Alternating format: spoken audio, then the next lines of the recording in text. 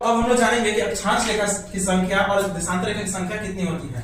तो अक्षांश रेखा की संख्या अगर याद करना होगा तो देखिए जिस तरह से यहाँ पर लाइन हुआ है यानी कि भूमध्य रेखा को बोलते हैं 0 डिग्री अक्षांश रेखा भी कहते हैं। उसी तरह से 90 नीचे लाइन होते हैं काल्पनिक और ऊपर भी 90 होते हैं। तो 90 कितना हुआ 180 और एक हो गया 0 डिग्री, यानी कि टोटल अगर पूछेगा कि अक्षांश रेखा की संख्या कितनी होती है तो 181 होता है।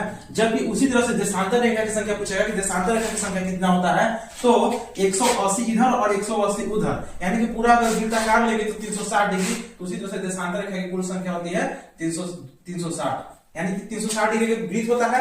उसी तरह से पूरा अगर पूछेगा देशांतर रेखा की संख्या टोटल तो 360 होता है और अक्षांश रेखा की संख्या पूछेगा तो 181। कैसे याद करना है 90 ऊपर और 90 नीचे और एक क्या रखना है 0 डिग्री अक्षांश रेखा का। तो मुझे आशा है कि आप लोग को टॉपिक समझ में आया होगा।